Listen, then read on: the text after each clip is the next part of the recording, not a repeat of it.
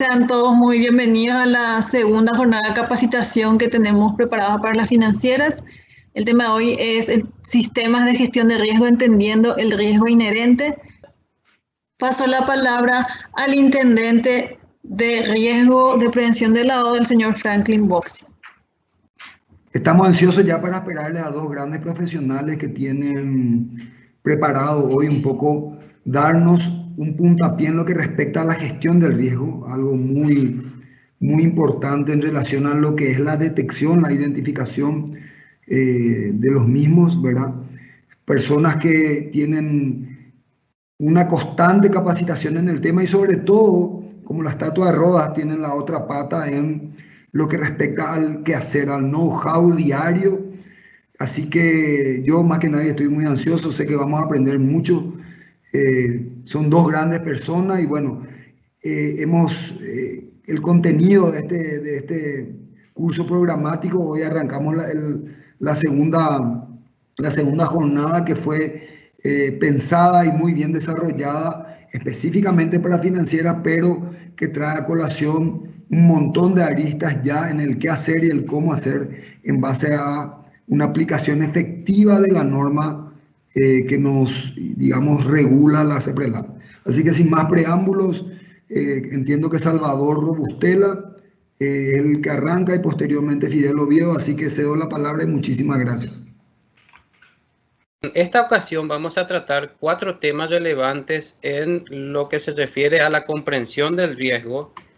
2 de esos temas tienen que ver con la evaluación de los riesgos y otros 2 se van a relacionar más bien con la forma en que se segmentan los riesgos y se clasifica la clasificación de riesgos de los clientes.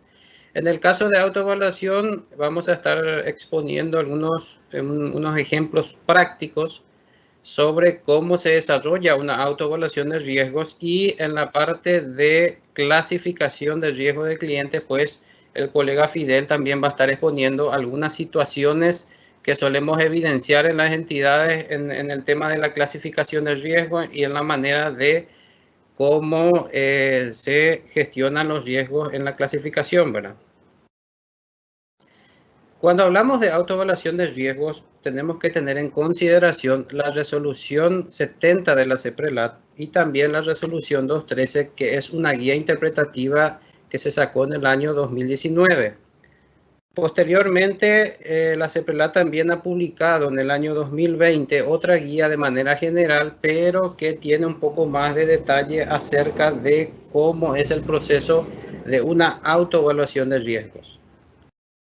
Si consideramos estas normativas y la guía, podemos decir que la autoevaluación de riesgo tiene 4 etapas principales. La metodología, es decir, el diseño de una metodología. Nosotros armamos una estructura y definimos procedimientos para desarrollarla. En la etapa de identificación y evaluación de los riesgos, que es nada más el hecho de desarrollar esa metodología y de ejecutar esos procedimientos. Una etapa posterior a la evaluación, que es consideramos nosotros los resultados de la evaluación de riesgos, tomamos acciones para mejorar nuestro sistema preventivo, para enfocar las medidas mitigadoras hacia lo que serían las áreas de mayor riesgo o inclusive incorporar mejoras al sistema de monitoreo. Y una última etapa que tiene que ver con la manera en que nosotros vamos a realizar las evaluaciones mediante ciclos, que la normativa nos define cada cierto tiempo vamos a tener que hacer una evaluación nuevamente, ¿verdad? Y una revisión de la metodología que también nos define la norma en cuanto a la periodicidad mínima. Si entramos en detalle en lo que queremos hacer en la etapa de diseño, lo primero que tenemos que tener en cuenta es que vamos a diseñar la estructura de la metodología. Por un lado, la metodología y por otro lado, los procedimientos para desarrollarla.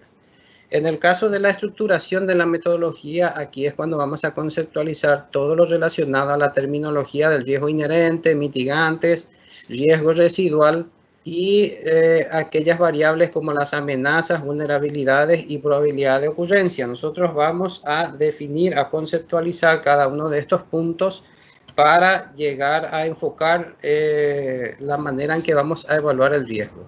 También vamos a definir los criterios cuantitativos y cualitativos, es decir, la manera en que yo voy a parametrizar la información, ya sea cualitativa y cuantitativa.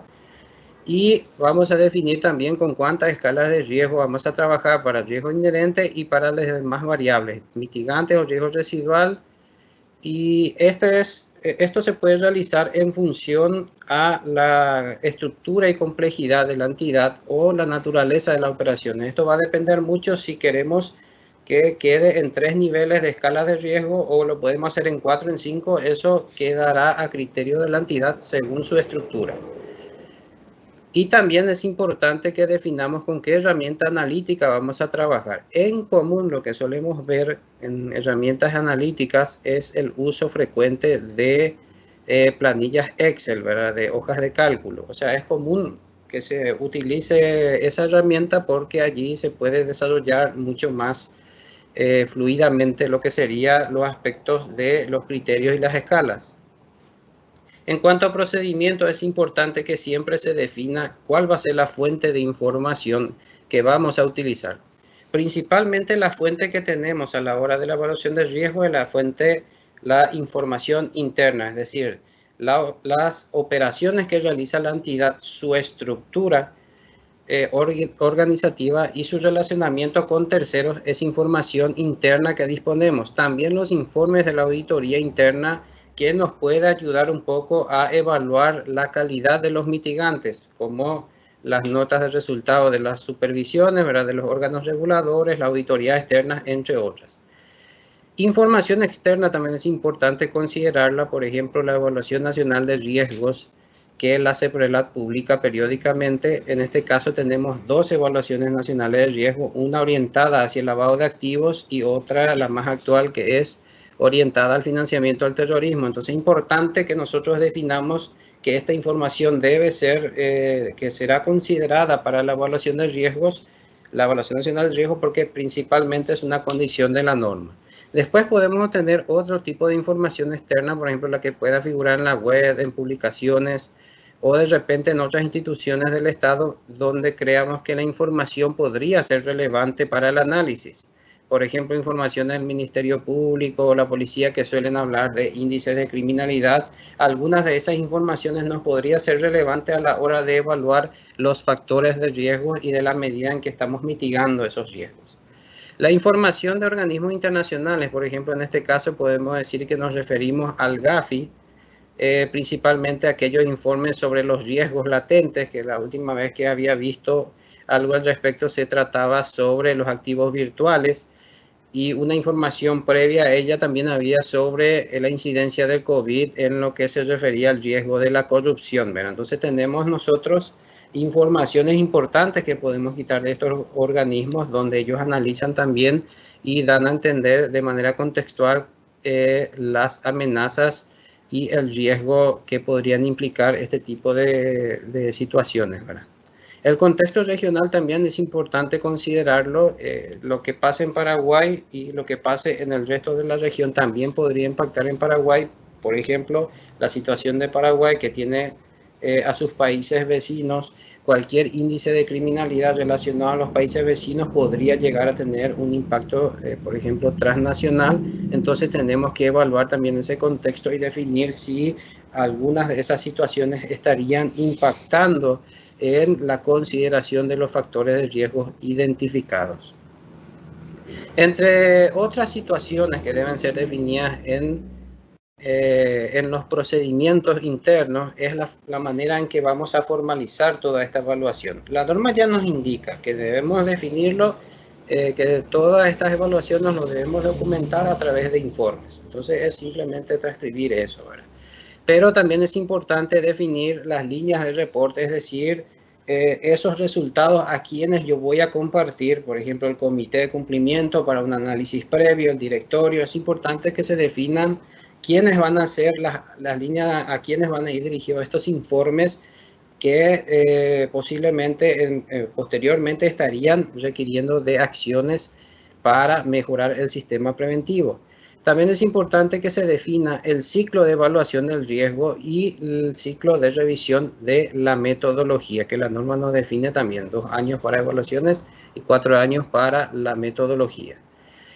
La manera en que vamos a socializar y retroalimentar los resultados también es importante. Recuerden que no solo al directorio le va a servir este informe para aprobar procedimientos y definir estrategias de control, sino también las primeras líneas que deben cumplir con estos controles van a requerir de capacitaciones estratégicas, es decir, nosotros tenemos que abocarnos a los resultados y actuar en consecuencia de ellos para definir qué capacitaciones o qué áreas de riesgo estarían necesitando una capacitación más exhaustiva, en línea con el objetivo de mejorar los mitigantes o de aplicar nuevos procedimientos, que también podría tener implicancia.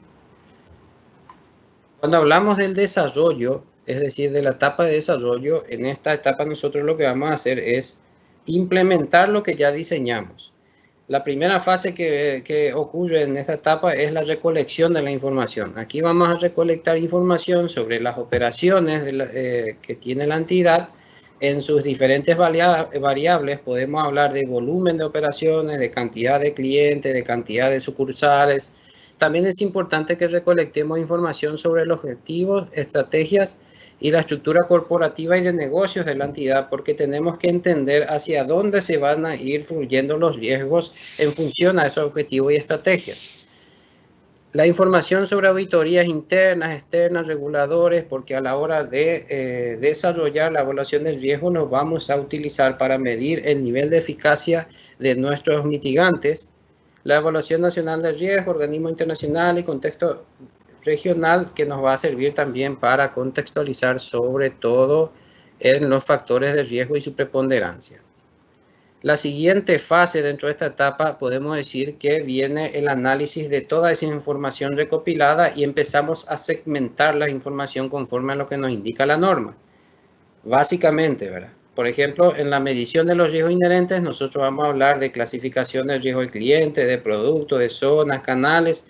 Podemos introducir, de acuerdo a la complejidad que tenga la entidad, podemos introducir otro segmento de riesgo. Esto es solamente lo básico que nos dice la norma.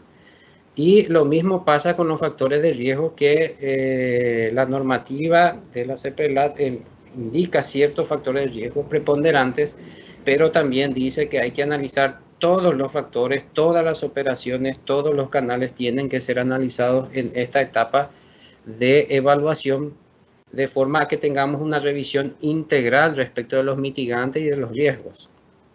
La siguiente tarea sería medir un poco lo que serían los mitigantes, es decir, aquí vamos a definir qué mitigantes tenemos por cada uno de los factores de riesgos y su nivel de eficacia. Para determinar qué nivel de eficacia tiene un mitigante en particular, nosotros tenemos que tener de referencia todos los informes de las auditorías que nos indiquen qué problemas estábamos teniendo nosotros en el sistema preventivo y cuáles eran las causas para determinar también si eran graves o no.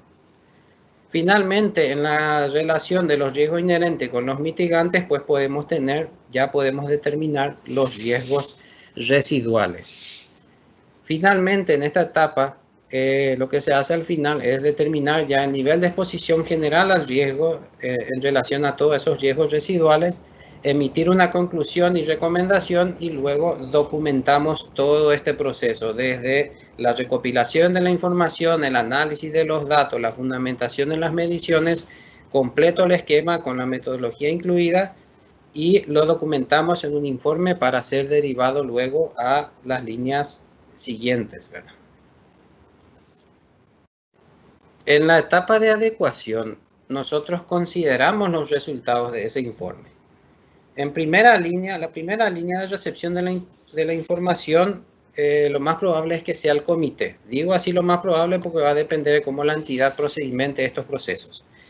En el comité pueden surgir cuestiones adicionales que tengamos que considerar para justamente ampliar el análisis, evaluar de nuevo ciertos mitigantes y una vez que se tenga consensuado con el comité estos resultados, ya podríamos pasar al directorio para informarle acerca de las conclusiones del nivel de exposición del riesgo y de las mejoras que son necesarias para mitigar el riesgo, monitorar las operaciones o realizar esfuerzos hacia áreas de riesgo específicos. El directorio entonces va a aprobar procedimientos, va a aprobar nuevos procesos, inclusive puede decidir también adquirir una nueva plataforma tecnológica o ampliar o mejorar la que ya tiene. Y con eso después pasaríamos a la etapa de socialización de esta información, ¿verdad? Aquí nosotros tenemos que socializar los resultados de acuerdo a cierta información que creamos relevante para las áreas que vamos a capacitar. Pueden ser enfoque hacia áreas críticas o inclusive puede ser de acuerdo a los nuevos procedimientos que van a ser un área específica con nuevos procesos que van a requerir la instrucción diaria o quizás van a tener estratégicamente que ser definidas en función a la manera en que se quiera mitigar y que se cumplan con esos objetivos predefinidos. Y en esta etapa pues simplemente hacer hincapié en que vamos a actualizar el informe de evaluación cada 2 años y cuando hacemos esa actualización tenemos que en el informe de evaluación resaltar las variaciones. Es importante que hagamos este análisis de variaciones porque el directorio y el comité tienen que contextualizar cuáles fueron las diferencias y si los métodos iban teniendo ese nivel de eficacia esperado. Lo mismo ocurre para la revisión de la metodología, que la norma nos dice cada 4 años. Tenemos que resaltar las variaciones introducidas para contextualizar y, si es necesario, modificar procedimientos para su desarrollo. Si pasamos a un ejemplo práctico en el análisis del riesgo inherente y de la consideración del mitigante, podemos ver una estructura similar a esta, donde se segmentan los riesgos en función a lo que dice las normas o en función a lo que la entidad haya agregado adicionalmente como segmentación y se van definiendo cada uno de los factores de riesgos identificados y clasificados en esa etapa de evaluación que habíamos dicho. Clasificamos la información, por ejemplo, así por factores de riesgo y los vamos relacionando con cada uno de los segmentos a que corresponden. Introducimos algunas variables. De acuerdo, la entidad puede definir qué variable utilizar, puede utilizar varias variables a la vez o puede utilizar una en específico, tiene que ser acorde con la realidad, el resultado tiene que estar acorde con la realidad esperada en función al riesgo y se puede introducir otras circunstancias como por ejemplo la probabilidad de ocurrencia. Y por ejemplo, la probabilidad de ocurrencia puede estar determinada por diversos criterios. La entidad tiene que definir qué información de base le va a servir para determinar una probabilidad de ocurrencia. Por ejemplo, puede ser que la información sobre la cantidad de reportes de operaciones sobre ciertos factores indiquen la probabilidad de ocurrencia, o de repente si no hay tanta información podemos basarnos en la cantidad de operaciones inusuales o en la cantidad de alertas emitidas sobre cada uno de estos factores. Inclusive si es que la entidad puede aplicar mayores criterios adicionales, por ejemplo, el volumen en que se está operando sobre ciertos factores o la cantidad de operaciones o la frecuencia en que se dan estas operaciones también podrían ser determinantes para medir la probabilidad de ocurrencia. Esto tiene que realizarse con un criterio basado en el resultado, es decir, nosotros tenemos que entender que las mediciones que vamos a hacer tienen que ser coherentes los resultados con el nivel real de exposición que está teniendo esa entidad sobre ese factor en particular. Por ejemplo, si vemos cómo una probabilidad de ocurrencia puede impactar sobre el nivel de riesgo de un factor, aquí vemos que la probabilidad de ocurrencia alta sobre el nivel de riesgo medio de persona jurídica le ha elevado un punto el nivel de riesgo inherente. Es un ejemplo, por ejemplo, de qué ocurriría cuando introducimos variables adicionales. Finalmente, nosotros podemos determinar el nivel de riesgo inherente y también de cada uno de los factores y también de cada segmento en particular. Pasemos ahora a ejemplificar lo que estaría ocurriendo en el análisis de los mitigantes. Supongamos que el segmento de riesgo cliente pasemos a analizar sus mitigantes.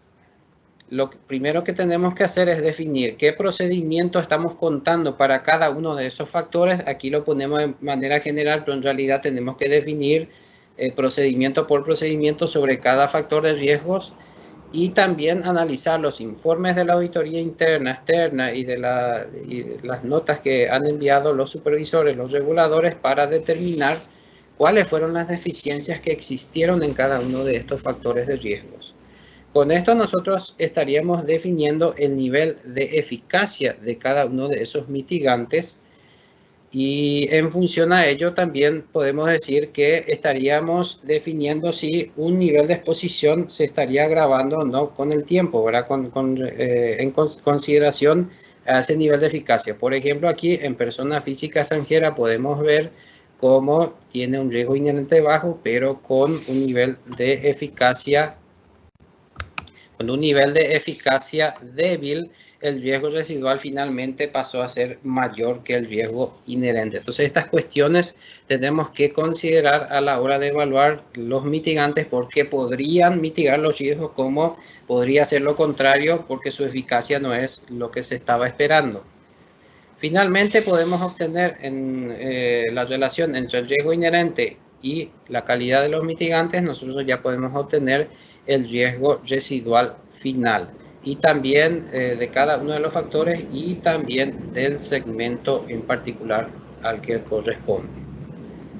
Posterior a esto, lo que ocurre es una evaluación de los resultados y la determinación de la exposición general al riesgo del que se encuentra la entidad.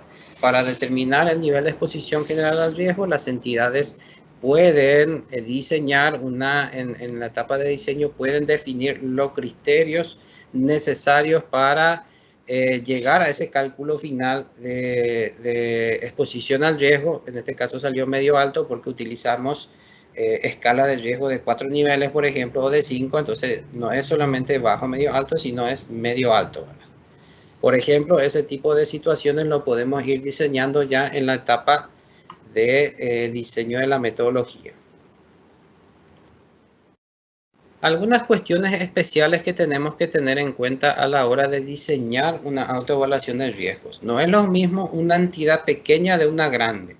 Y esta cuestión también se menciona en la recomendación 1 del GAFI, específicamente en las notas interpretativas, donde dice que no necesariamente las entidades tengan que desarrollar una autoevaluación con herramientas muy complejas. O sea, no tiene que ser tan compleja la autoevaluación del riesgo, no necesariamente, sino más bien en función a la complejidad de la estructura de la entidad y a la naturaleza de esas operaciones. Es allí donde entra la diferencia entre si vamos a utilizar o no una herramienta analítica cada vez más compleja, ¿verdad? Si la evaluación va a ser cada vez más compleja. Como ejemplo podemos citar, esta entidad de la izquierda no realiza transferencias internacionales, entonces no tiene sentido hacer una evaluación de riesgo sobre transferencias internacionales, no existe el riesgo allí.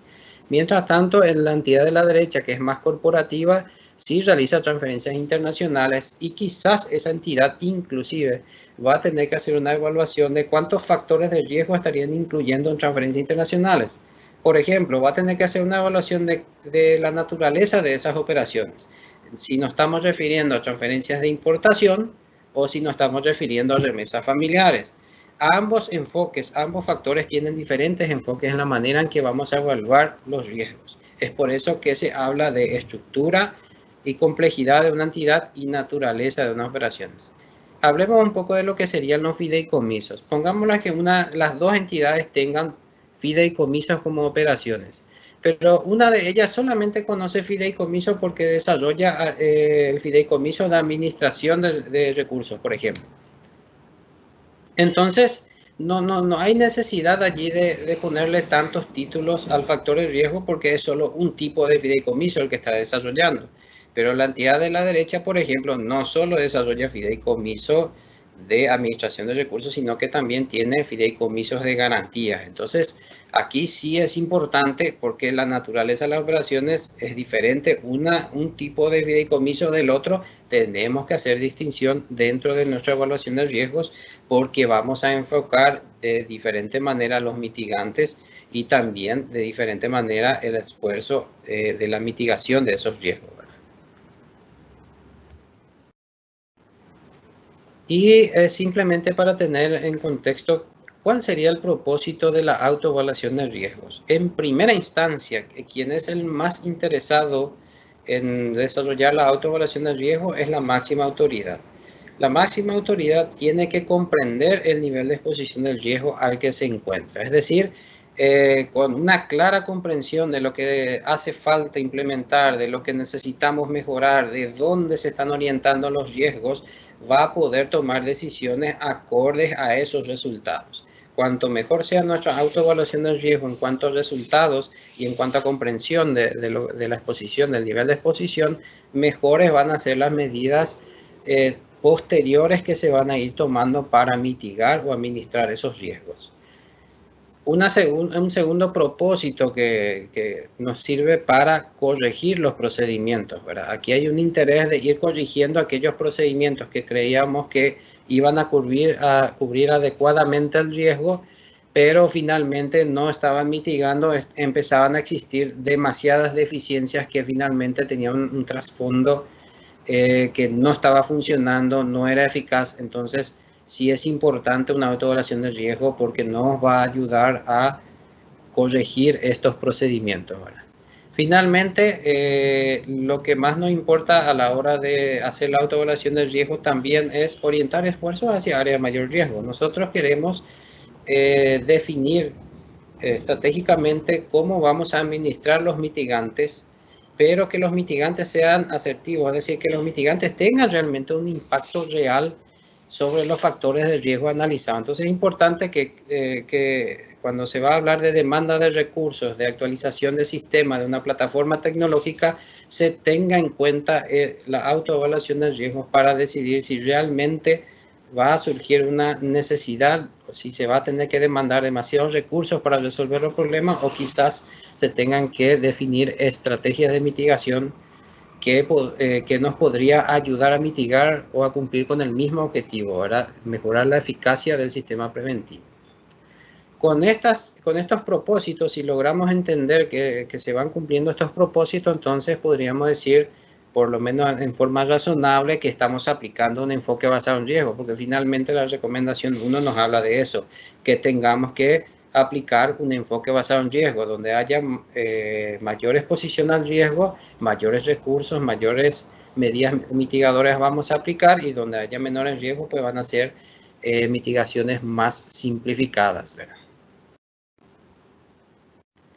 Unas cuestiones que suelen impactar en el análisis de la autoevaluación que solemos ver es el hecho de no contar con una metodología. Si no contamos con una metodología, no podemos estar aplicando criterios uniformes en todo el sistema.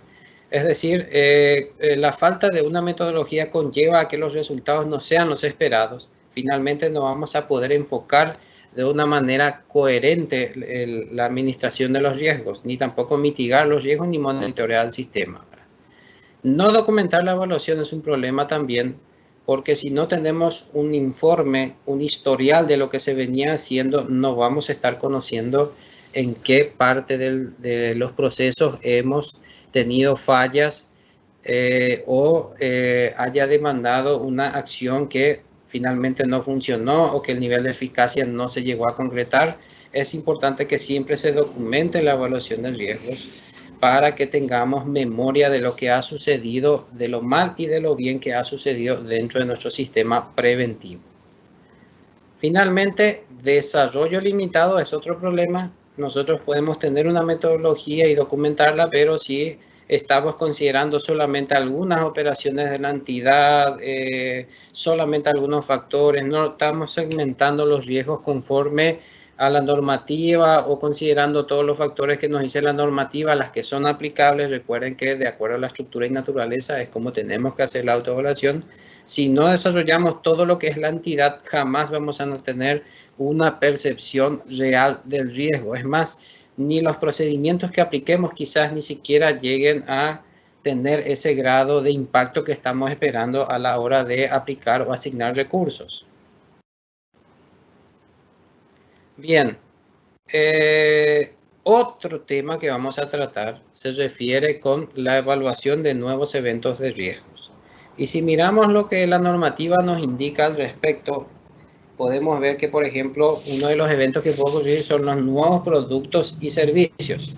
La normativa nos indica que transversalmente existen otros riesgos, como lo de canales y de tecnología. Entonces, a la hora de evaluar los nuevos productos y servicios, tenemos que tener en cuenta también estos riesgos transversales. Veamos de qué manera va a influir en los canales y en el uso de tecnología, que podría influir, vamos a decir, en la forma en que vemos sobre un factor de riesgos. Aquí vamos a usar otra vez información que tengamos disponible acerca de este nuevo producto para ver qué impacto tendría o cómo podremos valorar ese factor de riesgos y determinar si es que hay que adecuar realmente ciertos mitigantes o podemos estar utilizando los mitigantes que ya veníamos implementados dentro del sistema. Es importante hacer esta evaluación en el tema de tecnología, porque recuerden que un nuevo producto significa nuevas operaciones y nuevas operaciones van a tener que ser monitoreadas a través de tecnologías.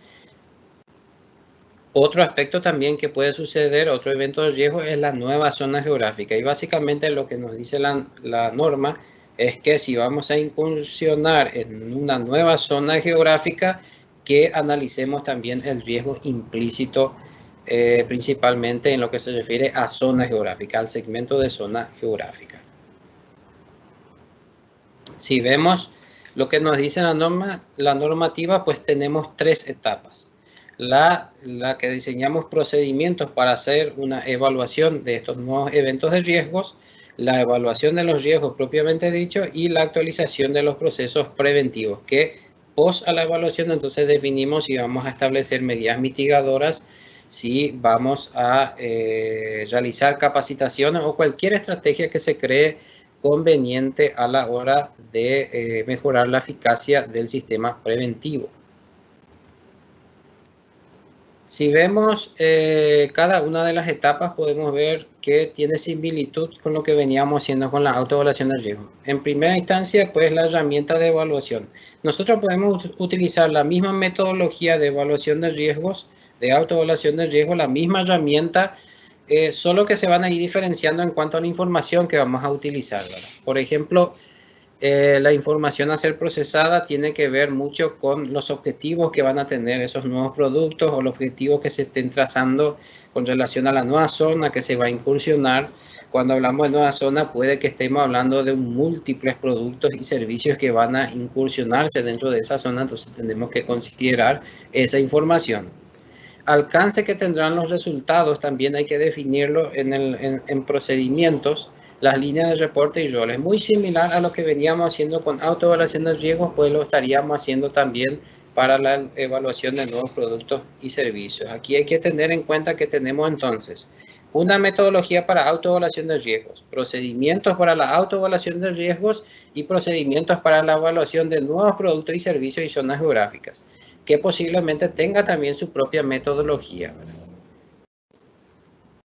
En la etapa de evaluación nosotros vamos a analizar la información que, como había dicho, puede tratarse del objetivo, del por qué estamos habilitando ese nuevo producto o servicio, del por qué vamos a operar en la nueva zona geográfica, naturaleza de esas operaciones, qué tipo de operaciones van a estar implícitos en estos nuevos eventos de riesgo, el mercado potencial, la información externa relevante que haya sobre el nuevo factor de riesgos, y nuevamente aquí se hace hincapié a la evaluación nacional de riesgos. Siempre la evaluación nacional de riesgos nos va a traer una información relevante respecto de los factores de riesgo y segmentos de riesgo que vamos a analizar, porque propiamente está enfocado hacia ese riesgo en particular. Documentar el proceso y los resultados. Una vez que hagamos toda la evaluación de la información, de la misma manera, en informe vamos a documentar el resultado y también vamos a emitir las recomendaciones y conclusiones como lo hacemos en la autoevaluación de riesgos. Posterior a esa etapa, pues vienen lo que serían las mejoras o actualizaciones de procedimientos. Nuevamente aquí estamos pasando el informe al comité. Cuando el comité apruebe, estamos pasando al directorio y allí hacemos ver estas cuestiones de riesgos. Hacemos notar también cuáles serían los nuevos procedimientos que estaríamos aplicando con relación al nuevo producto o servicio o la zona geográfica, los mitigantes, las estrategias de socialización. Y si vemos de una manera general lo que nos dice el GAFI, en su recomendación 15, cuando habla de nuevo evento de riesgo, el GAFI nos dice nuevos productos, nueva tecnología y nuevos mecanismos de envío. Cuando ocurren estos eventos de riesgo, lo que nos dice el GAFI es que las evaluaciones deben ser realizadas previa al lanzamiento de los nuevos eventos de riesgo, es decir, inclusive en el desarrollo de la tecnología, la evaluación de riesgo lo podemos estar haciendo en el momento en que se esté desarrollando todavía esa tecnología, pero en el caso de nuevos productos, por ejemplo, antes de su lanzamiento ya hay que tener un análisis, un informe de evaluación de riesgo sobre ese nuevo producto o servicio a ser incursionado o de nuevos mecanismos de envío que podamos habilitar a través de nuestro sistema de transferencias de información, ¿verdad? Vamos a pasar ahora al tercer punto. Ese es el último punto para mí, tercer punto del día, pero es el último para mí. El siguiente, el colega Fidel va a estar exponiendo sobre clasificación de riesgo de clientes.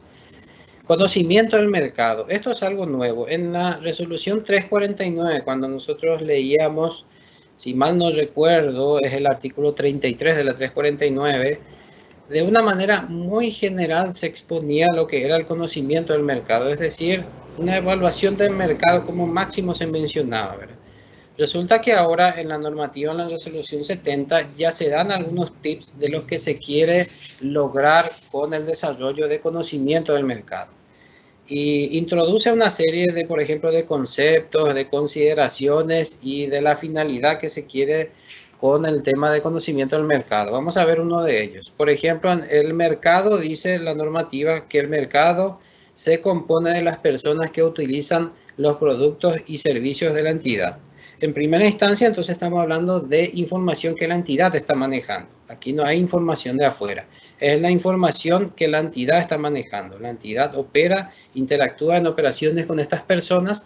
Entonces, eso es lo que se refiere como mercado.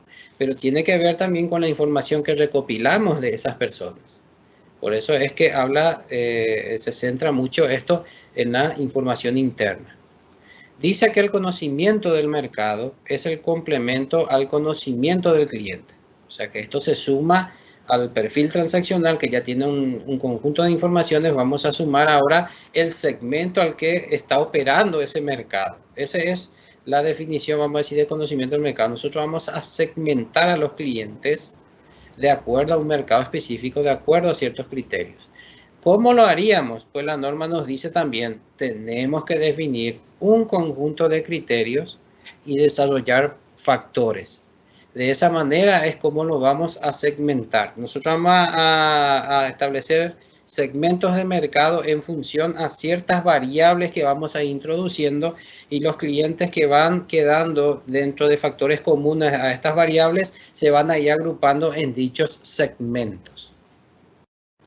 Para eso también la norma nos dice que tenemos que diseñar procedimientos que incluyan todo este tema de los criterios y de los factores que van a ser considerados, incluyendo la definición de mercado y de lo que se quiere realizar, es decir, la segmentación de los mercados. ¿Qué es lo que se quiere lograr con conocimiento del mercado? La norma también nos dice, debemos estimar escenarios dentro de los cuales una operación del cliente se consideraría como normal. Eso es lo que se quiere lograr.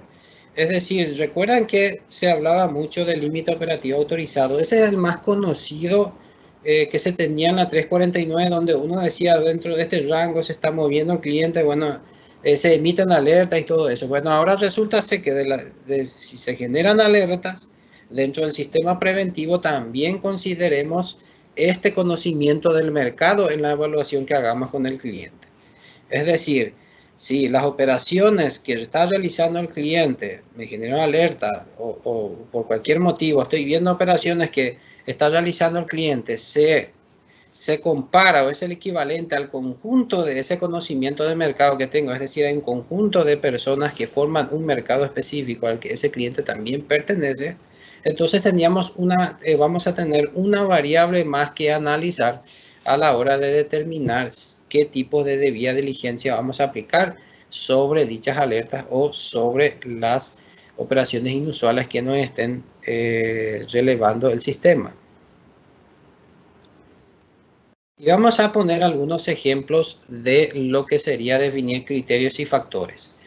En este caso, por ejemplo, estamos formando un segmento, ¿verdad? ¿Y cómo hicimos para formar un segmento? Pues primero introducimos una variable, veamos el nivel de ingreso de este cliente, que es de 2 millones a 10 millones, por ejemplo. Actividades que, por ejemplo, contadores. Patrimonio, generalmente vemos un patrimonio, vamos a agruparlo en patrimonios de 0 a 100 mil dólares, así podemos ir definiendo rangos en lo que podemos ir ubicando o definiendo criterios en lo que podemos formar un segmento específico. Acreditaciones mensuales, la profesión a la que se dedica, el volumen de operaciones en efectivo, ciertas variables, ciertos criterios para formar un segmento específico. Un segmento que sería con esta condición, otro segmento que tendría otra condición, y así estamos formando nosotros o desarrollando lo que sería conoce el mercado, agrupando por segmentos a un grupo de clientes para complementar lo que nosotros conocemos como conocimiento del cliente, ¿verdad? Lo que básicamente vamos introduciendo en el perfil transaccional. Y con esto finalizo la exposición sobre 3 puntos principales, 2 sobre evaluación de riesgo y 1 sobre segmentación. Muchas gracias. Buenas tardes. Yo voy a estar complementando lo que Salvador estuvo explicando ya sobre entendiendo el riesgo inherente. Básicamente Salvador nos estuvo hablando de autoevaluación de riesgos, evaluación de nuevos productos, servicios y zonas geográficas, conocimiento del mercado. Ahora vamos a hablar de calificación de riesgos de LAFT del cliente. Si se fijan, de algo general cada vez vamos bajando esto hasta lo operativo. ¿Por qué es importante clasificar a nuestros clientes en niveles de riesgo? La recomendación 10 del GAFI habla de una serie de informaciones acerca de la debida diligencia que podemos aplicar a nuestros clientes. Yo quité 4 puntos de esta recomendación para poder responder esta pregunta. El GAFI nos dice, por ejemplo, las medidas de debida diligencia deben ser aplicadas a los clientes existentes sobre la base de importancia relativa y el riesgo. Básicamente el GAFI nos pide que hagamos una debida diligencia sobre todos nuestros clientes. La intensidad que vamos a aplicar sobre nuestros clientes va a depender del nivel de riesgo que estos tengan. Y nos da 2 ejemplos. 2 escenarios diferentes. Cuando los riesgos de lavado de activos o financiamiento del terrorismo sean mayores, debe exigirse a las instituciones financieras que ejecuten medidas intensificadas de debida diligencia, a tono con los riesgos identificados. Por el contrario, cuando los riesgos de lavado de activos o financiamiento del terrorismo sean más bajos, se puede permitir a las instituciones financieras que ejecuten medidas simplificadas de debida diligencia. Básicamente repite lo que dijimos en el primer punto. Nosotros debemos aplicar una debida diligencia en función al riesgo de nuestros clientes. A aquellos clientes de mayor riesgo debemos aplicar una medida de debida diligencia intensificada. Sin embargo, si se fijan en esta parte del texto, no sé si pueden ver mi cursor, dice, se puede permitir, el GAFI nos da la posibilidad de reducir la intensidad de nuestra debida diligencia en aquellos clientes de menor riesgo. Lo que busca el GAFI es optimizar nuestros recursos, enviar mayores esfuerzos en aquellos clientes que tienen mayor riesgo y reducir la intensidad en clientes de menor riesgo. Un ejemplo claro de esto es lo que ustedes están aplicando desde hace un tiempo, por ejemplo, con los periodos o los plazos para requerir documentaciones a los clientes. En promedio en el mercado ustedes están pidiendo a clientes de riesgo alto cada 1 año, a clientes de riesgo medio cada 2 años, a clientes de riesgo bajo cada 3 años. Es un modelo, quizás para algunos el plazo sea un poco más largo, pero ya son pautas de debida diligencia con enfoque basado en riesgo. Cuarto punto del GAFI que quiero resaltar, la debida diligencia realizada sobre la relación comercial con los clientes debe ser continua. Sea cual fuese el nivel de riesgo del cliente o sea cual fuese el régimen que apliquemos sobre el cliente, la debida diligencia siempre debe ser constante, ya sea sobre el cliente de riesgo alto o sobre el cliente de riesgo bajo. Estamos hablando acá de identificar al cliente, conocer al cliente, verificar la información y monitorear sus procedimientos. La CEPRELAT replica esto que hablamos más arriba en un modelo que nos comparte en una de sus guías. Por ejemplo, CEPRELAT nos pone 3 niveles de riesgo para el cliente: bajo, medio, alto. Y nos propone aplicar una debida diligencia simplificada sobre clientes de riesgo bajo y una debida diligencia ampliada sobre clientes de riesgo alto. ¿Qué más nos dice CEPRELAT?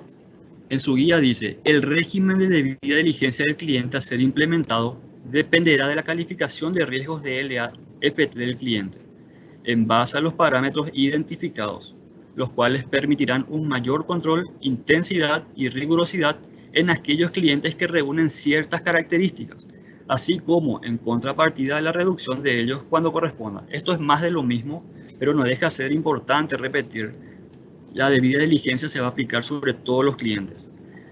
Lo que va a variar es la intensidad dependiendo de los riesgos que representan nuestros clientes para nuestras financieras. Sea cual fuese el nivel de riesgo de nuestro cliente, el proceso siempre es el mismo, salvo algunas excepciones que hoy nos trae la 70. Identificar a nuestros clientes, verificar la información que nos da, monitorear. Este es un proceso continuo. Hacemos este proceso, vuelvo a través del ciclo de identificación, verificación, monitoreo. Con monitoreo más bien nos enfocamos en verificar que la información, que las transacciones del cliente se encuadren en el perfil que nosotros le asignamos al cliente.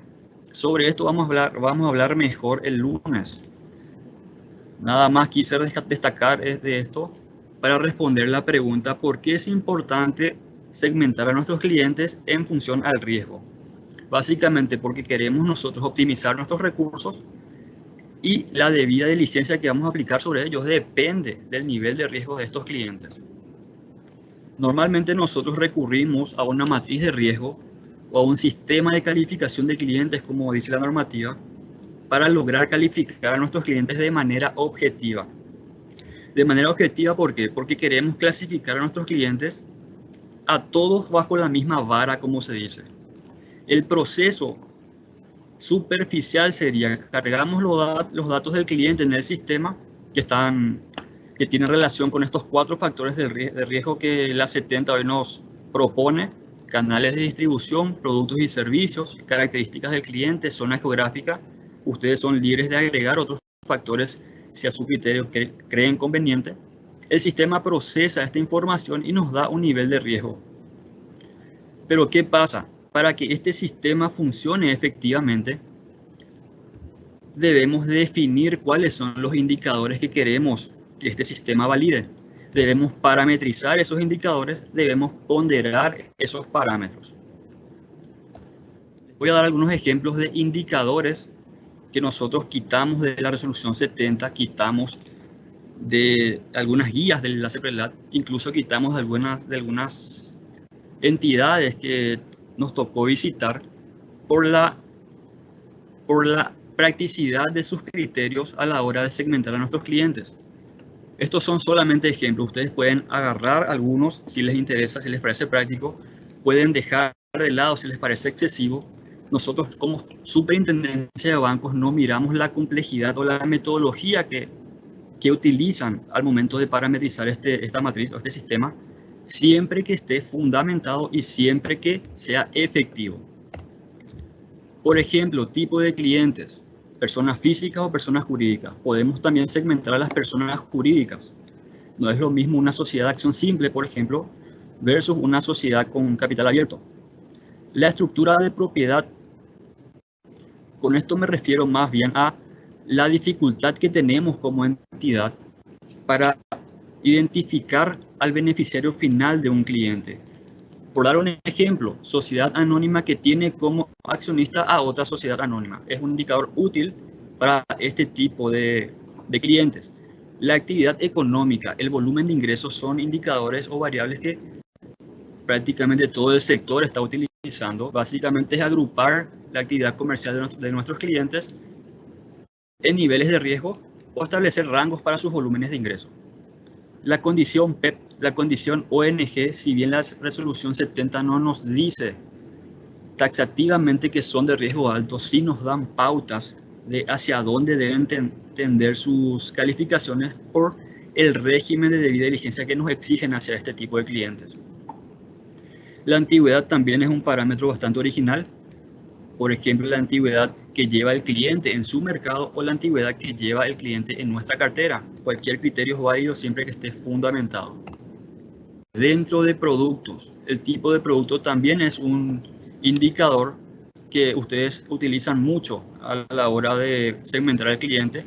Agrupan los diferentes productos que tienen en diferentes niveles de riesgo. La atención personalizada, por ejemplo, algunas financieras prestan servicios preferenciales a aquellos clientes que más volumen de dinero mueven con la financiera. Puede ser un buen indicador a la hora de segmentar a este tipo de clientes. El propósito de la relación comercial no es lo mismo un cliente que abre cuenta de ahorro para cobrar cada mes su salario o un cliente que abre cuenta de ahorro para realizar sus actividades comerciales. Titularidad compartida también es un indicador que algunas empresas están utilizando muy original. Ustedes saben que para hacer una debida diligencia, por dar un ejemplo, a cuentas conjuntas, a cuentas indistintas, se pone un poco complicado a la hora de determinar el perfil, a la hora de monitorear. Entonces, como medida mitigante, algunas entidades están poniendo como indicador a la hora de segmentar al cliente. El volumen de transacción, las operaciones en efectivo, son otros indicadores que ustedes utilizan bastante.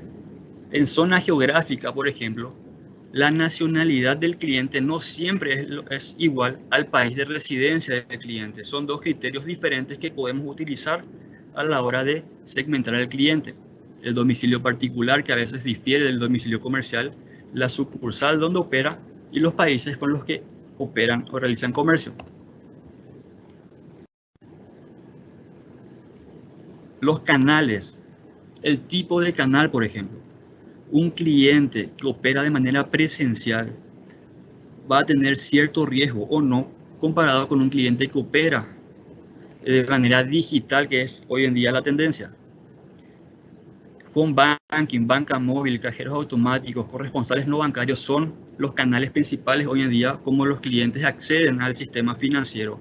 Si vamos a tener en cuenta, por ejemplo, los datos que ustedes nos envían semestralmente, hoy en día el canal presencial y los cajeros automáticos son los principales canales por donde acceden nuestros clientes. Podría ser un dato interesante validar este tipo de información con los datos internos que ustedes tienen. Y reitero, son solo ejemplos. Ustedes pueden agregar más cosas acá. Por ejemplo, si el cliente tiene rojo o no, si el cliente figura en listas, si tiene cuentas en dólares o tienen cuentas en guaraníes. Hay varias variables o indicadores que ustedes pueden tomar en cuenta al momento de establecer los indicadores de su matriz de riesgo. Ya hablamos de cómo establecer nuestros indicadores, de qué indicadores podemos tomar para diseñar nuestra matriz de riesgo. Ahora debemos parametrizar estos indicadores. Tenemos 3 ejemplos de cómo parametrizar nuestros indicadores. Este primer ejemplo es una especie de checklist. ¿Tiene o no tiene? ¿Sí o no? Generalmente se usan para indicadores que hacen que cuando el cliente cumpla con cierta característica se eleve su nivel de riesgo considerablemente. Ejemplo, PEPs, ONG, fideicomiso. Cuando el cliente tiene esta característica, su nivel de riesgo sube. Sin embargo, cuando no tiene esta característica, no pasa nada con su nivel de riesgo. Más que nada se enfoca en aquellos indicadores de importancia relativa. Otro tipo de parametrización sería el cualitativo. Por ejemplo, agrupar características cualitativas del cliente, ya sean zonas geográficas, productos y servicios, que es lo que ustedes suelen hacer. Agrupar distritos, ciudades, departamentos o países en diferentes niveles de riesgo y de acuerdo a la característica del cliente vamos a calificar su nivel de riesgo. Y el parámetro cuantitativo. Este caso se utiliza cuando el indicador no es suficiente o es pequeño a la hora de segmentar a nuestro cliente. ¿A qué me refiero con eso? Por ejemplo, operaciones en efectivo. Prácticamente el sistema financiero tiene un volumen muy importante de operaciones en efectivo y si vamos a considerar a todos nuestros clientes de riesgo alto por realizar operaciones en efectivo, prácticamente la mayoría de la cartera se va a ir a riesgo alto. Entonces, en estos casos es importante establecer un parámetro cuantitativo, establecer rangos, por ejemplo, por volúmenes de operaciones o por canales o por cantidad de operaciones o el criterio que ustedes tengan en cuenta a la hora de segmentar al cliente. Ya tenemos los indicadores, ya parametrizamos nuestros indicadores. Una debilidad que encontramos siempre en el sistema es que no tienen fundamentados sus análisis. Si yo le pregunto a un funcionario de alguna financiera que no tuvo participación en el diseño del sistema, probablemente no me va a saber responder por qué tal criterio, por qué tal indicador, por qué tal parámetro tiene su matriz de riesgo, salvo que le pregunte al oficial de cumplimiento o a alguna persona que haya estado involucrado en el proceso.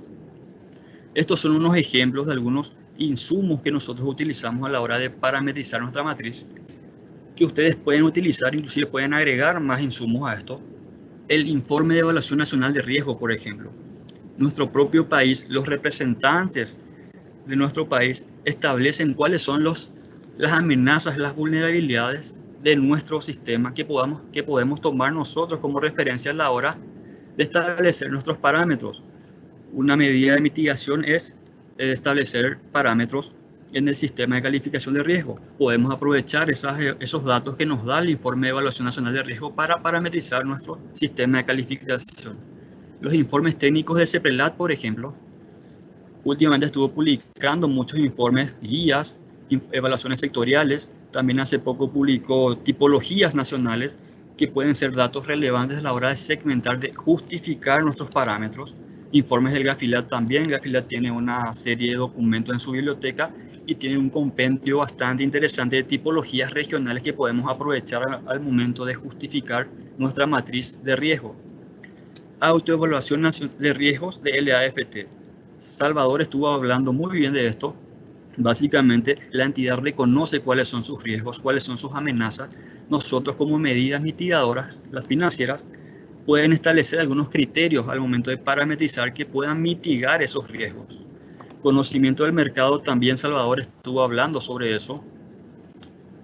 En pocas palabras sería, ustedes financieras tienen que conocer cómo se comporta su cliente. Por dar un ejemplo, el ejemplo que dio Salvador, podemos segmentar nuestra cartera de clientes en base a algún factor común que tengan entre ellos, ya sea actividad comercial, zona geográfica, canales. Se refiere a formar segmentos y tratar de analizar cómo cierto segmento de mi cliente o de mi cartera puede utilizar o utiliza los productos que yo financiera les ofrezco. La idea de esto es anticipar cualquier evento de riesgo que pueda ocurrir a través de nuestra financiera. La coyuntura también es un dato importante. ¿A qué me refiero con coyuntura? La realidad, el contexto de nuestro país hoy en día. Estos son datos, por ejemplo, que hay que tomar con pinza, como se dice, por la subjetividad que tienen, por ejemplo, los artículos de prensa hoy en día. Si bien hay cosas que analizar en estos artículos, no podemos dejar de lado. Lastimosamente tenemos un proceso judicial que de repente es un poco lento, entonces no podemos esperar que salga una condena para movernos nosotros de manera preventiva. Un ejemplo claro es, en esta pandemia saltaron casos de licitaciones públicas, corrupción con licitaciones del Estado. Son datos que podemos considerar nosotros al momento de mitigar los riesgos, al momento de segmentar nuestra matriz de riesgo. Y el insumo más importante de todos, los datos internos que ustedes tienen como entidad. Este es un ejercicio sencillo que vamos a hacer. Vamos a hacer lo más práctico posible por la modalidad que tenemos ahora en la capacitación. La idea de esto no es la complejidad del análisis, sino cómo justificar nuestro análisis.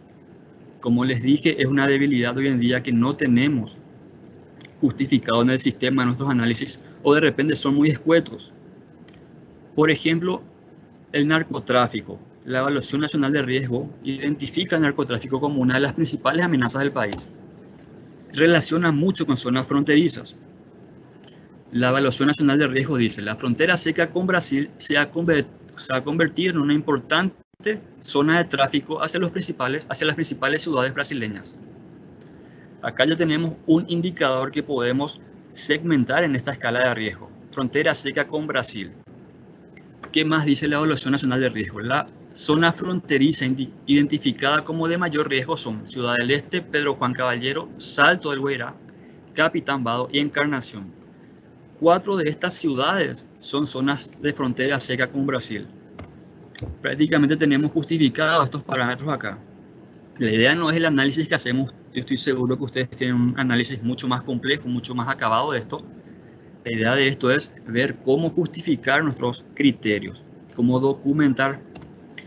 Un informe de tipología de Gafilat, por ejemplo, dice o vincula al narcotráfico con actividades de comercio exterior y actividades ganaderas. Al leer comercio exterior, lo primero que me viene a la cabeza son importaciones y exportaciones. Detrás de esto tenemos transferencias internacionales, operaciones de cambio, todas las operaciones que ustedes puedan imaginar. Tenemos justificado por qué catalogamos entonces a estos indicadores como riesgo alto, y estoy seguro que muchos en las financieras tienen unos parámetros similares a estos. Y podemos hacer un poco más complejo el análisis. Cuando hablamos de compra-venta de divisas, seguramente no tiene sentido calificar al cliente de riesgo alto solo porque hace operaciones de compra-venta. En ese sentido, la resolución 70, inclusive creo que hay una modificación, establece parámetros para aplicar debida diligencia simplificada. Ya dependería de nuestros datos internos para poder segmentar los rangos para aplicar una medida de diligencia amplificada o catalogar al cliente como riesgo alto. Cuando hablamos de actividades ganaderas, en este caso yo segmenté a las actividades ganaderas en 3 de acuerdo a rangos de volúmenes de ingreso. Nosotros podemos considerar a todos los ganaderos como de riesgo alto, es criterio de cada uno, o podemos segmentar en niveles de riesgo. En este caso, el parámetro que tomé son los regímenes del IRAGRO. Otra tipología, otro dato que nos dan las tipologías del Gafilat, que relacionan al narcotráfico con uso excesivo de dinero en efectivo. Yo creo que no hay mucho que analizar en esto, salvo que si consideramos a todos nuestros clientes en financieras que operaciones en efectivo son de riesgo alto, prácticamente la mitad de la cartera o más va a estar en riesgo alto. Podemos segmentar nuevamente mediante parámetros cuantitativos en base a nuestros datos internos. En este caso, estos rangos que están acá es el promedio que ustedes manejan de acuerdo a los datos o los formularios que nos envían semestralmente. Para algunos quizás sea un rango bastante alto, para otros un rango bastante bajo. Esto es el promedio. Ustedes pueden tomar parámetros o criterios de acuerdo a su parecer. Otro ejercicio que podemos tomar, la corrupción también es otra amenaza que nos dice la Evaluación Nacional de Riesgo. Nos dice que la corrupción afecta a las principales instituciones del Estado. Tiene presencia extendida en la administración pública. Cuando hablamos de instituciones del Estado o administración pública, lo que nos viene a la cabeza sencillamente el PEPS. También podemos considerar a las entidades del Estado como riesgo alto y podemos hacer un poco más complejo el análisis. Se supone que las entidades del Estado no son los que cometen corrupción o no son los que lavan dinero, sino sus funcionarios. Podemos bajar inclusive el riesgo de este indicador. Todo esto es subjetivo. Ustedes pueden determinar el criterio que deseen siempre que esté justificado. Un informe de tipología de CEPRELAT, por ejemplo, relaciona la corrupción con desvío de fondos en instituciones del Estado. Y tengo entendido que una de las tipologías, si mal no recuerdo, está relacionado con OSL, con organizaciones sin fines de lucro. Entonces ya tenemos un justificativo, un documento que nos avale cuando nosotros parametrizamos a las ONG como riesgo alto.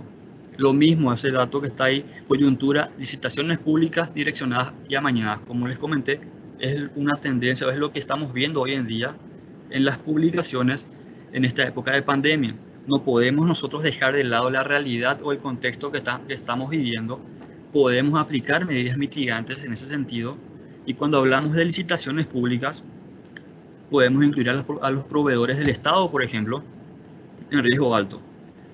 O podemos parametrizar nuevamente a este tipo de cliente en base a volúmenes de operaciones, o podemos ser un poco más específicos. Sociedades de mandatos, consorcios, que son hoy en día los que más están ganando licitaciones si nos ponemos a mirar la página de contrataciones públicas. OSL creo que ya hablamos. Ahí abajo hay un indicador, se llama transferencias provenientes de organismos y entidades del Estado, CIPAP. Esta es una medida mitigante. En el caso que nosotros decidamos poner a los organismos y entidades del Estado en riesgo medio, por el criterio que sea, porque ellos no cometen corrupción, los que cometen son sus funcionarios. Por ejemplo, podemos aplicar una medida adicional de mitigación, por ejemplo, una señal de alerta, donde toda transferencia que viene del Estado a nuestro cliente, ya sea cheques, transferencias y PAP, salten como señal de alerta, o incluso podemos parametrizar esto en base a nuestros criterios. Otro dato que nos da la Evaluación Nacional de Riesgo y también el informe de CEPRELAT, hay una relación entre corrupción y abuso de personas jurídicas bajo la forma de empresas fachada. Es difícil hoy en día determinar qué cliente es una empresa de maletín, salvo que hagamos un análisis minucioso de sus estados financieros. Yo propuse, por ejemplo, la antigüedad. Un cliente, una empresa que se constituye a los 1 o 2 años, está con capacidad para abastecer al Estado, podría ser una señal de alerta. Entonces, ese tipo de análisis son los que nosotros debemos hacer y debemos documentar. Como les dije, acá la idea no es tener un sistema de calificación de riesgo complejo. Nosotros simplemente miramos que sea efectivo y que esté documentado. Si se fijan, acá ya formamos una parametrización con solo esos 2 ejercicios. Y todos estos datos están fundamentados de acuerdo a los datos que estuvimos analizando. Basta con poner en un informe o en un manual cuáles son los criterios que tomamos o cuáles son los análisis que realizamos para poder documentar. Hasta el momento, normalmente en las inspecciones, las entidades nos pasan este parámetro, este tipo de parametrización, pero no tienen, o los informes que tienen para justificar estos análisis son muy escuetos. Esa es una debilidad del sistema que justamente por eso estuve haciendo este ejercicio. Inclusive yo estoy seguro de que ustedes tienen un análisis mucho más acabado, por ejemplo, probabilidad y impacto, que Salvador estuvo explicando también. Hay muchas fórmulas para analizar la probabilidad en estadísticas, por ejemplo. Inclusive yo estoy seguro que ustedes utilizan ponderaciones. El sistema complejo de repente no es necesario siempre que sea efectivo el sistema de calificación. Básicamente estuvimos hablando de matriz de riesgo de clientes, todo lo que está detrás de esto. Si preguntamos a alguien que estuvo participando, que estuvo involucrado en el proceso de desarrollo del sistema, probablemente va a poder explicarnos todo eso que nosotros estuvimos desarrollando. Pero si preguntamos, por ejemplo, a algún funcionario de la financiera que no estuvo involucrado en el proceso, básicamente nos va a decir que el proceso de segmentación de clientes es cargar los datos en el sistema, y el sistema automáticamente me calcula la calificación de riesgo del cliente. Y este es el resultado del sistema que normalmente nos arroja. La calificación de riesgo por cada factor que analizamos, la ponderación si es que tenemos, y el riesgo final. Es importante que todos conozcan cómo funciona el sistema de calificación de riesgo. Les voy a explicar más adelante por qué. Porque siempre que preguntamos en el sistema cómo funciona el sistema de calificación, salvo el oficial de cumplimiento o el área de cumplimiento, no saben responder.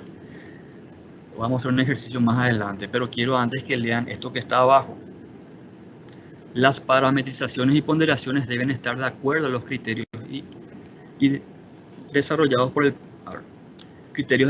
por el propio sujeto obligado, considerando las evaluaciones nacionales y sectoriales, las propias evaluaciones de riesgo e informaciones obtenidas de otras fuentes que deberán estar documentadas.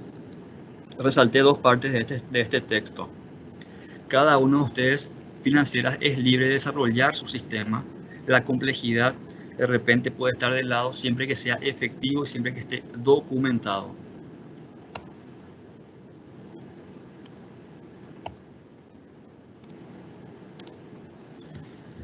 Les voy a dar un ejemplo. Este cliente se llama Juan Pérez. Vamos a hacer un pequeño ejercicio, no es complejo. Van a hacer unas preguntas sobre este perfil y van a ir respondiendo. La pregunta va a ir haciéndose más compleja a medida que va avanzando el ejercicio. Juan Pérez es un cliente, un ganadero. Si consideramos los volúmenes de ingreso, es un cliente importante. Según la SED, se dedica a la cría de ganados vacunos, elaboración de productos animales. Juan Pérez vende sus productos en el mercado local y también exporta al exterior, en países de la región. ¿Qué productos utiliza en mi financiera? Tiene cajas de ahorro a la vista, en dólares, en guaraníes. De vez en cuando trae sus cheques para hacer descuento. También tiene préstamos comerciales activos para infraestructura. Recibe transferencias internacionales y realiza compra-venta de divisas. ¿Dónde vive Juan Pérez? Vive en Asunción. Según el formulario de la SED, su oficina administrativa está en Asunción.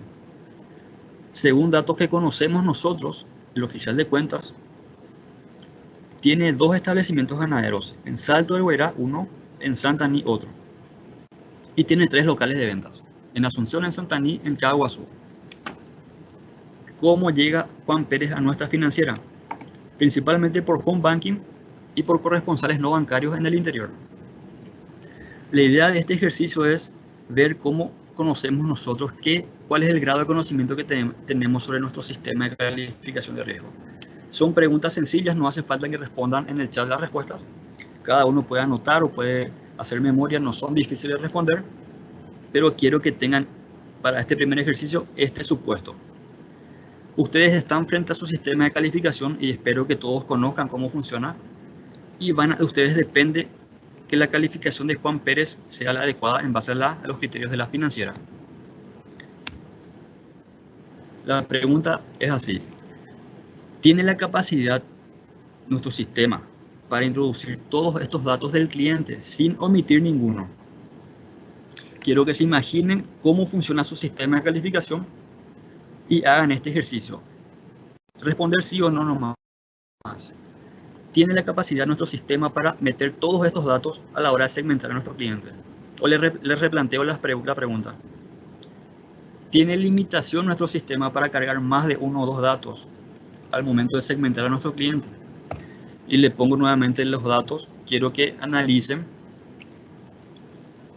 qué datos, o sea, si puede el sistema cargar todos estos datos o solamente nos permite cargar más de uno, menos de 2 datos, solamente un dato, por ejemplo. Les doy unos 20 segundos para que puedan hacer memoria de cómo funciona el sistema.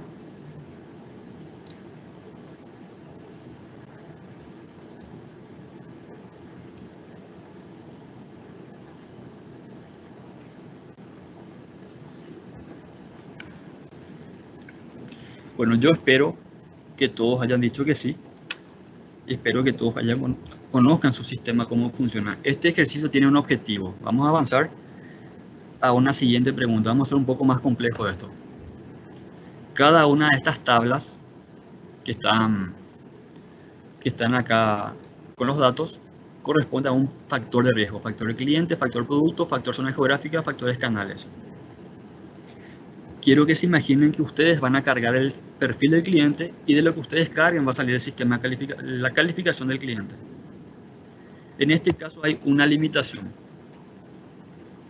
El sistema que ustedes tienen solamente permite cargar un dato por cada factor de riesgo, solo un dato. Entonces la pregunta es: ¿qué ustedes cargarían? Quiero que vean de vuelta estos datos. Les voy a dar 30 segundos aproximadamente para que analicen cada uno de estos datos. Si quieren, anoten. Ustedes tienen que elegir uno de estos datos porque el sistema tiene la limitación. Y quiero que tengan en cuenta que de los datos que ustedes carguen va a salir la calificación de riesgo del cliente. De esa calificación va a salir la debida diligencia que vamos a aplicar sobre ese cliente. Entonces les doy un tiempito para que puedan ver los datos y elegir qué datos ustedes van a estar cargando en el sistema.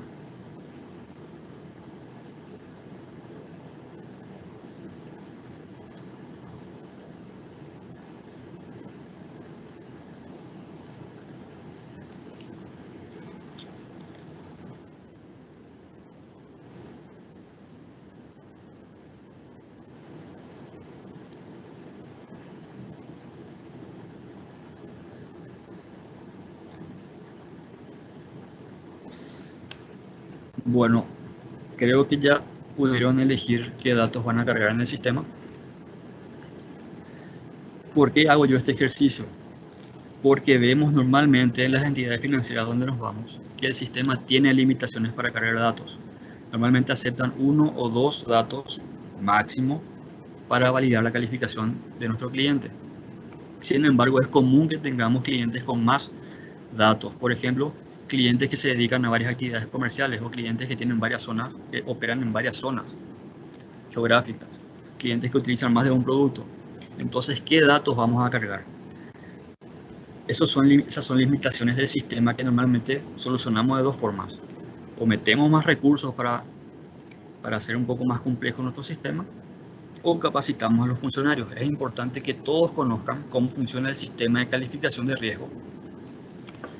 Desde la persona que cargan los datos, las personas que se encargan de controlar que los datos estén bien, las personas que se encargan de auditar el procedimiento, los procesos.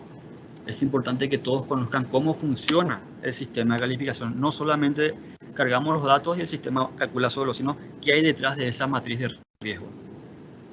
Les hago un poco más sencillo esto. Consideren estos colores como un mapa de calor. Aquellos datos que están en color verde son de riesgo bajo. Aquellos datos que están en color amarillo son de riesgo medio. Los que están en color rojo son de riesgo alto. Yo quiero que ahora que saben cuáles son los parámetros de estos datos, hagan el mismo ejercicio. Imagínense que ustedes van a agarrar el perfil del cliente y del perfil que ustedes creen, de los datos que ustedes ingresen, va a salir la calificación de riesgo del cliente. Y yo les voy a dar un dato más. Yo quiero que ustedes carguen los datos con mucha prudencia. Quiero que tengan un criterio de prudencia, quiero que sean conservadores. ¿A qué me refiero con eso? Consideren la variable de mayor riesgo al momento de cargar datos de estos tipos de clientes. Y vamos a hacer de vuelta el ejercicio. Quiero que se imaginen que están frente a su sistema de calificación.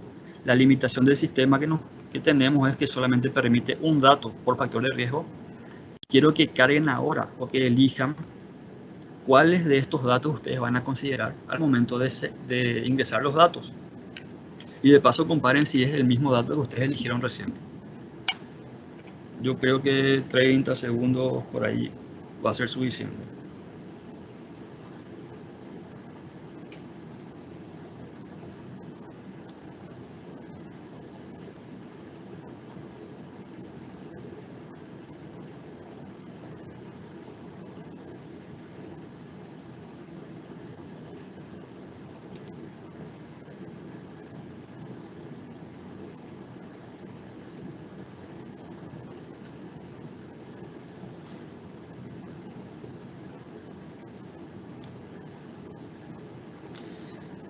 Bien, yo creo que ahora fue un poco más fácil cargar los datos del cliente porque ustedes ya tenían los parámetros a la vista, ya conocían el criterio que yo les pedí que sea de prudencia. Si nosotros replicamos este conocimiento sobre todo el sistema financiero, sobre todo el sistema de la financiera, probablemente vamos a tener un resultado más óptimo al momento de calificar a nuestros clientes.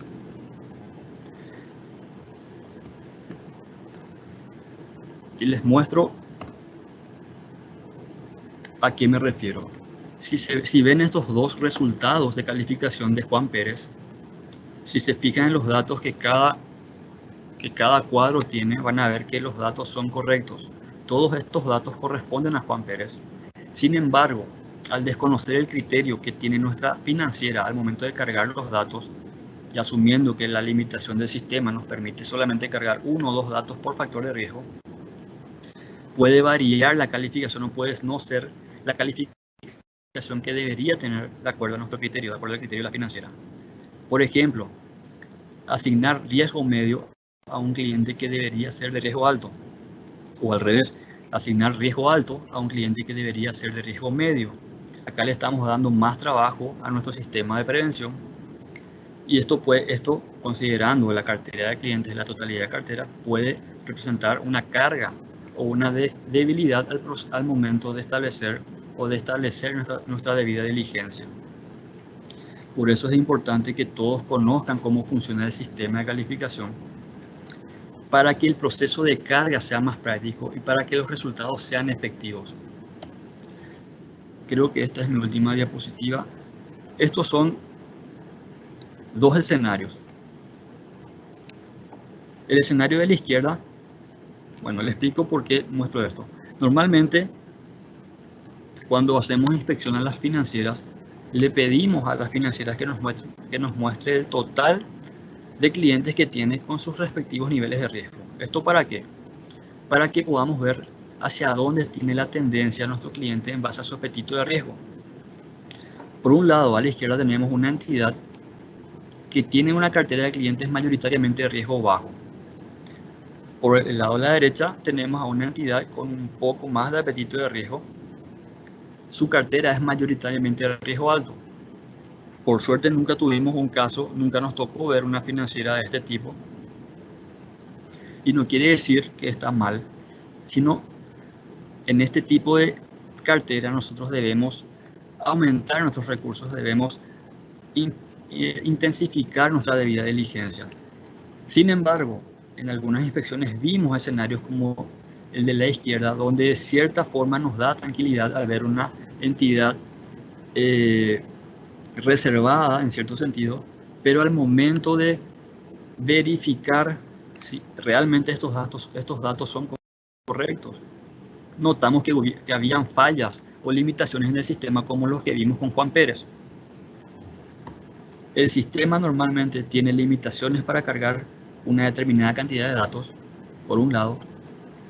El funcionario responsable de cargar los datos desconocía cuál era el criterio de la entidad al momento de cargar.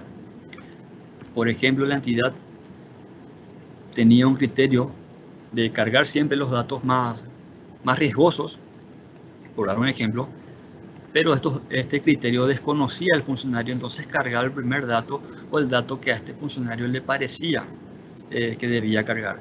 Entonces hablamos acá de una diferencia de criterio o de resultados que pueden no ser los que realmente representan a la financiera. En estos casos, nosotros le pedimos a las financieras que cambien su criterio o que capaciten a sus funcionarios. Y al final de todo este proceso, volvemos a pedirle que vuelva a segmentar a toda su cartera de clientes para ver cuál era realmente el criterio que tenía la entidad.